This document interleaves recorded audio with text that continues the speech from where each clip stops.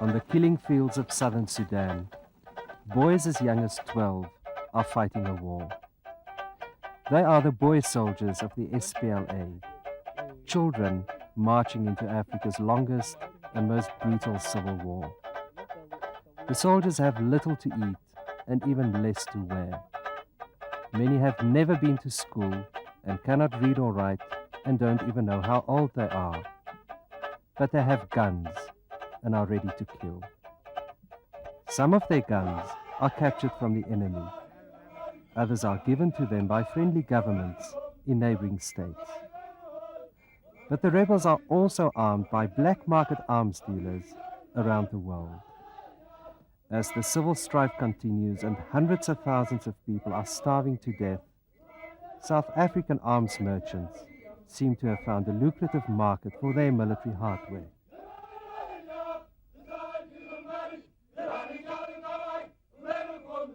Rumors have persisted for years that South African weapons dealers sell arms to the SPLA. Rebel leaders deny this, saying that they capture all their arms from the Muslim enemy in the north. Like last year, we captured more than 3,000 rifles, G3 rifles. And these are the rifles we succeeded to arm some of our forces. We captured more than 16 tanks, T-55. And these are the weapons we have. The SPLA has an estimated 25,000 soldiers under arms, and it is simply impossible that they could have captured all their weapons. The weapons in the Sudan comes mainly from two sources.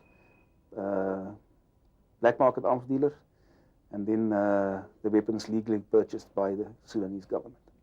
Dr. Yaki Potgieter, a former Defence Force officer, has investigated illegal arms deals in Central Africa for several years. I know that there's some South African arms dealers that's currently selling weapons to the SPLA specifically in Sudan. Several South African arms dealers have armed the SPLA. At least 2 Johannesburg arms dealers have had extensive deals with the SPLA. Earlier this month, a Belgian national was deported from Johannesburg for allegedly selling arms to, amongst others, the SPLA. Another weapons dealer was murdered in 1994 while trying to find weapons for the rebel movement.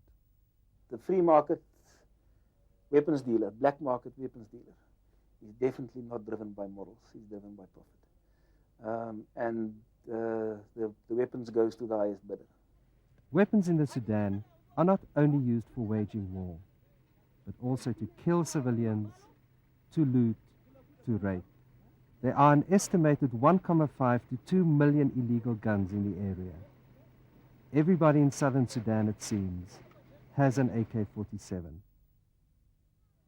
Sudan is the biggest country in Africa, stretching from desert in the north to lush forest in the south. It is a potentially rich land with a diversity of people. But for several years now, television viewers around the world have come to associate Sudan with images of hunger and starvation. At this very moment, hundreds of thousands of people are starving to death or are in urgent need of humanitarian aid. But Sudan is also home to Africa's so-called forgotten war. Since 1983, more than 1 million people have been killed in southern Sudan. Well, I've been a fighter all my life. Even my children have joined me. Definitely, I would love to see peace in my lifetime. But if it doesn't come, I will continue, and my children will continue the war.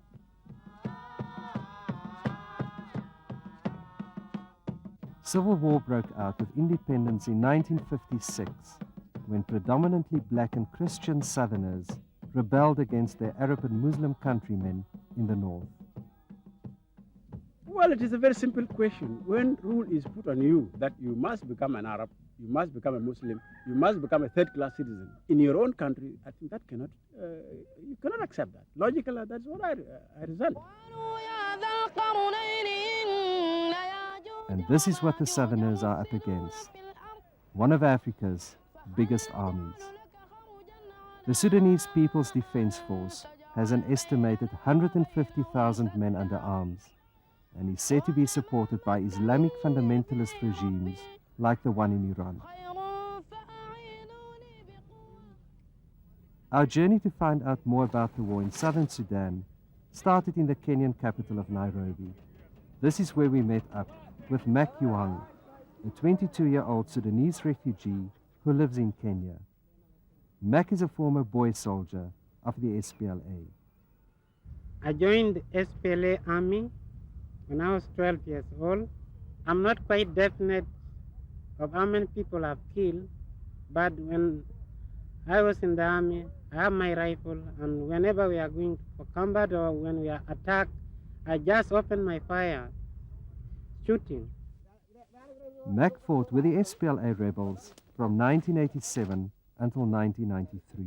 I try my best to cope with that life, but it is a hard life. When the Arab attack our garrison, my friend Kuala, I lost him, and it's my age. Mac hasn't seen his parents or family for 11 years.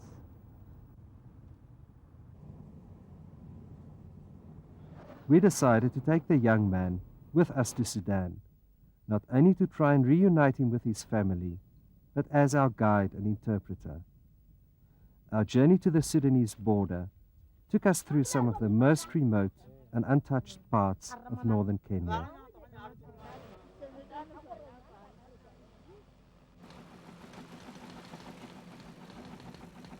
For the past 9 years, Operation Lifeline Sudan and other aid agencies have been flying food and medical supplies from Lakachakio into southern Sudan. South African pilots from the air company SAF Air do many of the relief flights. From the air, it was difficult to imagine that there could be famine in southern Sudan. The land looked fertile and green. But for several years now, ordinary people have been unable to cultivate the land because of the war. These people are now starving to death.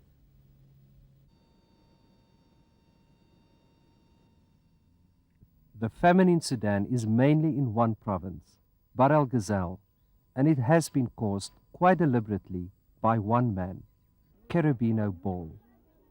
He was the SPLA commander for Bahr el Ghazal, but defected to the Sudanese government in 1994 and became a general in the People's Defense Force in Khartoum. Cherubino Ball was sent back to the area where he set up a third force of Arab militiamen on horseback. They devastated the region and killed thousands of people, stole their cattle, and destroyed their lands.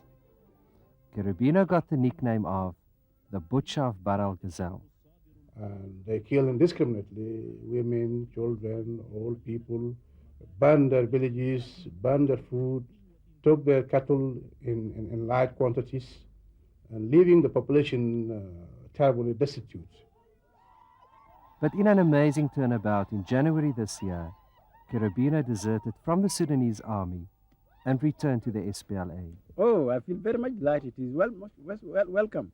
It is better to be together with the devil rather than the devil being alone at large. He has been doing a lot of damage to us when he was with the Sudan government. Since his return to the rebel movement, Cherubino has been an elusive figure and is in hiding. We traced him to a suburb outside of Nairobi, where he is guarded by SPLA soldiers. But now we are not together now. I don't think that there is something that nobody is blaming me that why do you kill people? They know exactly that even in ourselves, in our tradition, you fight with your brother and tomorrow morning and you can come together. I think his place was quite empty. I think many people missed him. That he has come back now to the SPLA again, I think everybody is very happy. I was fighting our own brother because we are bound, we are soldiers. And it is finished now. Why should they? And I told you before that they are not blaming me now. Is there anybody who told you exactly that these people are blaming you? Nobody.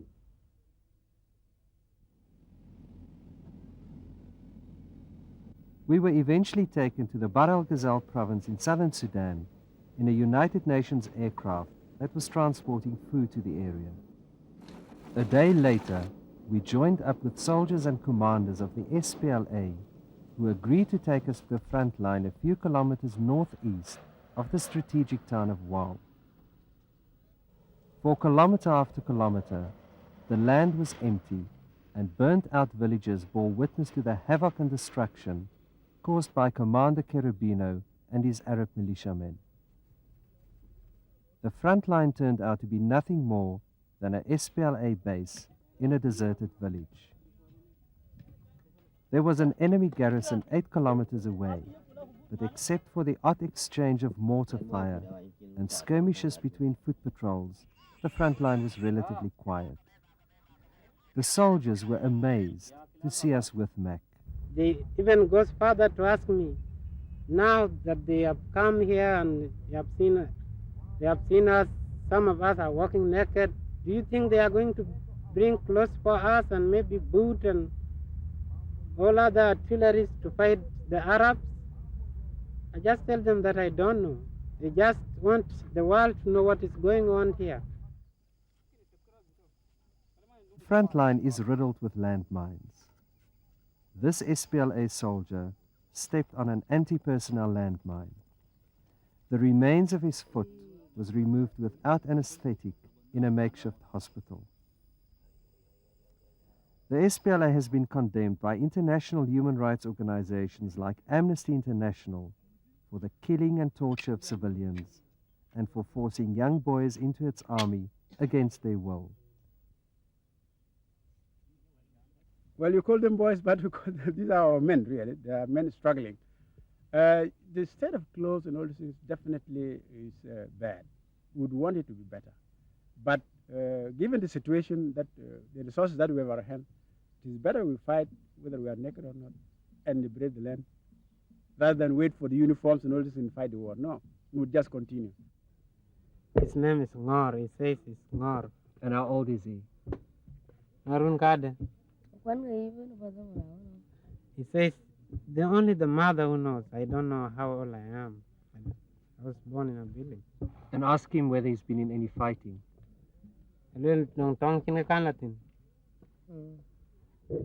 Yeah, he says yes. He says he have been in a fight with the Arab militias. And were any people killed? Yeah, he says some people were killed. And ask him whether he was scared. The interior. He shouldn't have been carrying a rifle. He should have been carrying a stick. He should have been carrying a spear. But now things are changing. The spear is becoming obsolete. So the rifles are getting up. And once he gets a rifle, then he feels even happy. He gets more motivated. That is why you get our army is really motivated, because they are youth and they want to participate in the war. During our stay, rebel soldiers were marching off towards Wau, a town occupied by the Sudanese army. A ceasefire has recently been declared in Bahr el Ghazal, but like so many before, this one too might not hold. In fact, I may not tell you how we can plan to take Wau, but as I can tell you that Wau, we can capture it at any time. Our forces actually have surrounded the whole town of Wau, almost 4 kilometers away from the town. For sure, there are going to be casualties to the civilians there inside, but we will try to minimize the casualties. Yeah, when the orders come to strike, you see, on the move, we are ready to take Wau anytime.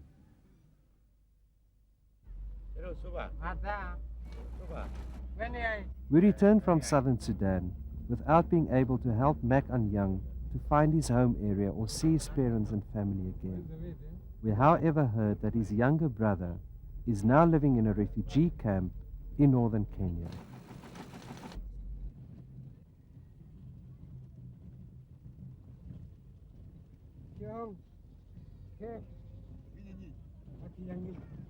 Many members of his Dinka tribe have now fled to Kenya and are living in this refugee camp. He first met one of the headmen of his tribe. Hello. This is a letter from my dad, From? my father. Is this a Yes, message? I received just today. Message from your father? Yeah. We finally found his brother in another part of the camp.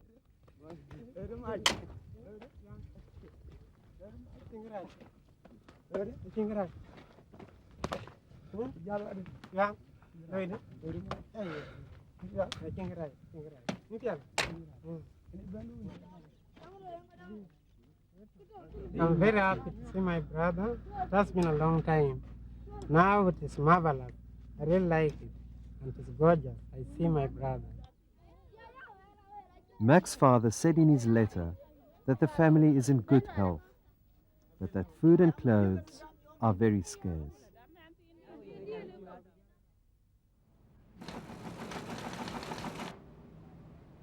Khartoum, once a last outpost of British colonialism, is today a sprawling city of about 9 million people.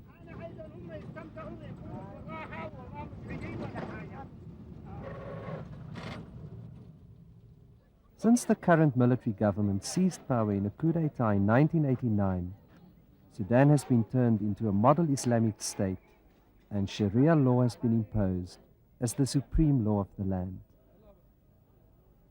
Khartoum is a hostile and unfriendly city where outsiders are viewed with much suspicion. Our passports were confiscated upon our arrival, and every move we made was monitored. The Sudanese government has been accused by human rights organizations of sponsoring acts of terrorism, of doing little to end the civil war, and of slavery, abduction, torture, and executions. ألم تر إلى الذين أوتوا نصيبا من الكتاب تؤتي الملك من تشاء. It has been branded as a terrorist state by the United States and has been condemned by much of the international community. Sudan is today not only at war with the SPLA, but is in conflict with most of its neighbors. It is facing a rebel onslaught not only from the south, but also from the east. The Sudanese government has declared a jihad or holy war against its enemies.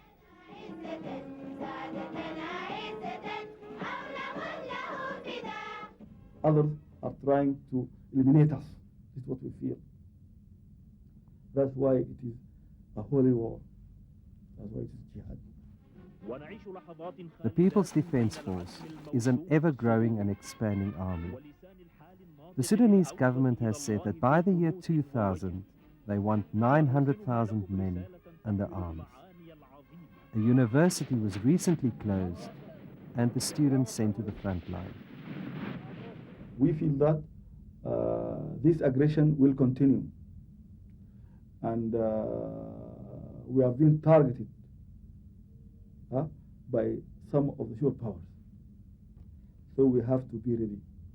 So we are trying to train every individual, man or woman, to be ready to defend the country. That is our policy, and we are going according to that. Soldiers swear their allegiance to the Quran. When Ugandan soldiers invaded southern Sudan last year and helped the SPLA to take a strategic town, young Sudanese soldiers strapped themselves with explosives and stood in the way of the enemy tanks. If you have a cause, you will definitely be ready to die for it. And this is what we are doing. And actually, we are calling for Shahada and seeking Shahada. What does that mean? That means you have to die for your cause, and you will definitely succeed in this, and God will support you. The war in the south has also had a devastating effect on Khartoum. More than 1 million southerners are now living in desperate circumstances in refugee camps in and around the capital. One of the southerners in Khartoum is a former SPLA leader by the name of Riek Machar. He defected to the Sudanese government in 1997 and is now an assistant to the president. We asked him what life was like in the capital. Normal. And by the way, I'm not the only Southerner in Khartoum. The war has brought nearly 3 million to the north, in particular in Khartoum state.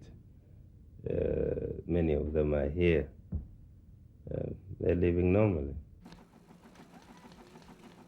Most Southerners would not agree with Machar. They are unemployed and say they are discriminated against. Although religious freedom is guaranteed in the Sudanese constitution, Islam is the state religion.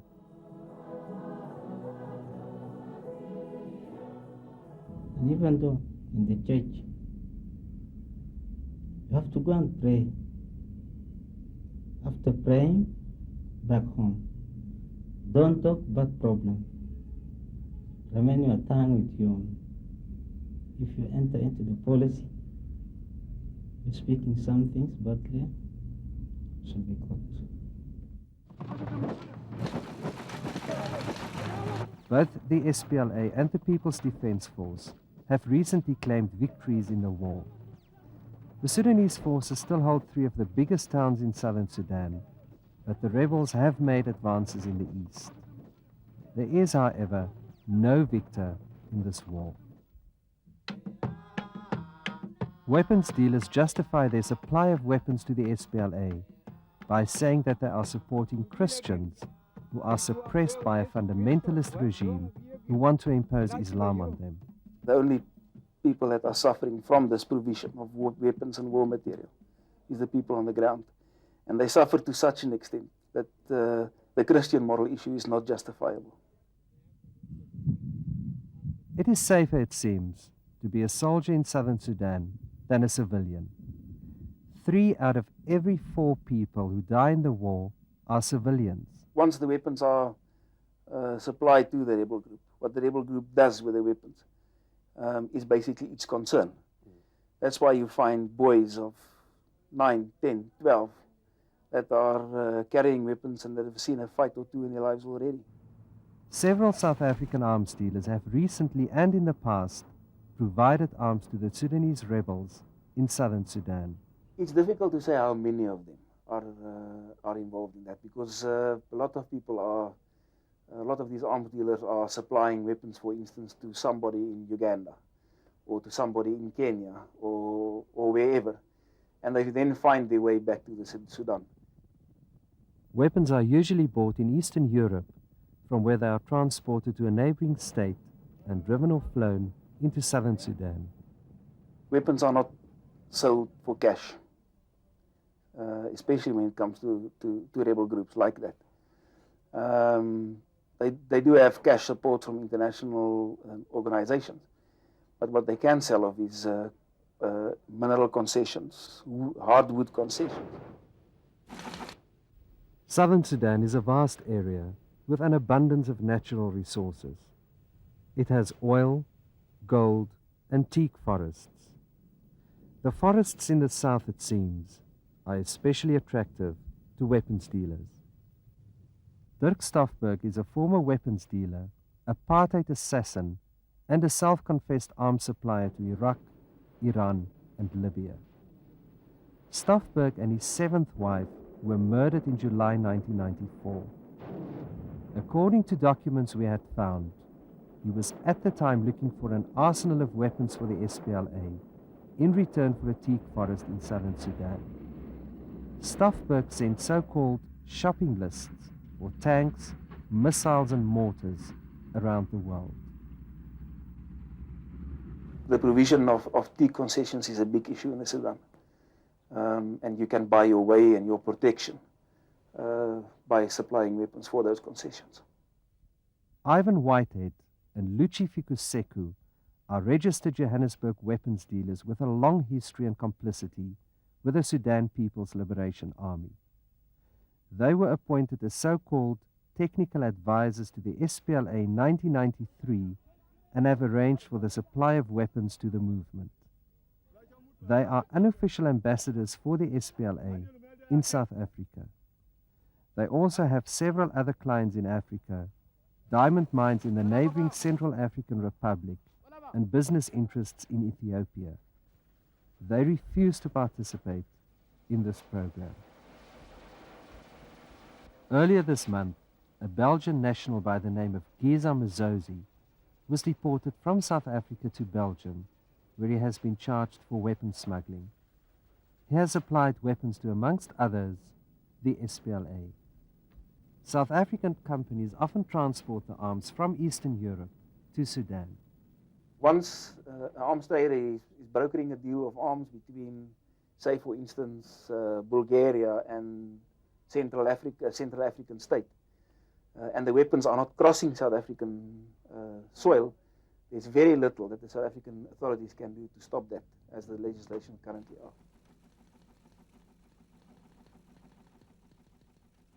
The supply of weapons to the Sudan comes at a time when South Africa is trying to broker peace in the area.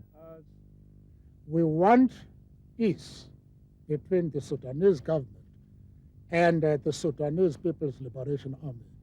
And that peace will come if we come to an arrangement which is to the satisfaction of the government of the Sudan as well as the Sudanese People's Liberation Army.